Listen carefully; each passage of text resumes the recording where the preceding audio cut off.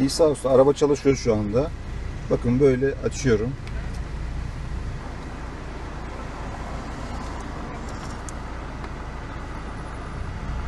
Şu anda ses var.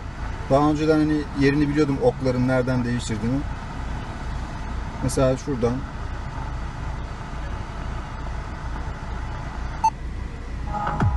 Bakın kanal değiştiriyor. Şurada yeri var. Daha önce ok buradaydı çünkü. Şöyle bir durum var. Kapatırken bakıyorum altta ekran geliyor. Bakın şimdi yapacağım aynısını. Dostlar iyi akşamlar. Aracımızın Android teybinde bir sıkıntı meydana geldi. Ekran açılıyor. Üzerindeki dokunmatiklere basıyorsunuz. Ses geliyor ama ekranda görüntü yok. Araştırdım. Baktım bu işi kim yapar? YouTube üzerinde İsa Usta'ya rastladım. Sağ olsun telefonunu da yazmış oraya. Aradım kendisini.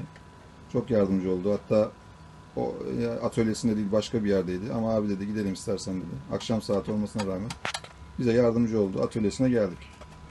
Problemin ekrandan kaynaklandığı ortaya çıktı. Görüyorsunuz ekranı çıkarttık. Yeni bir ekranla değiştirdik. Bunlar da biliyorsunuz çıkıp girerken film katlaması meydana geliyor. Bu filmden dolayı da birçok arıza olabiliyor. İsa Usta bunların hepsini tespit etti. Hepsini güzelce yaptı, test ettik, çalışıyor. Ekranımız yerine geliyor.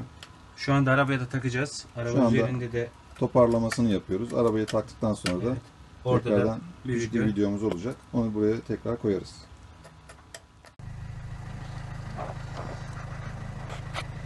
Gördüğünüz gibi ekranımız açıldı. Renault'un orijinal çıkartması daha önceden yüklenmiş zaten sisteme. Şimdi ekranımız gelecek. Abi cihazın hazır. Çok teşekkür Şu ederim. şekilde. Kaydıralım ekranı sağa. Şuradan kaydırdığımızda diğer Evet. Android menüyü de görüyoruz. Menüyü Aşağıya. görüyoruz. Evet. Şu anda işlevsel olarak her şey yerli yerinde.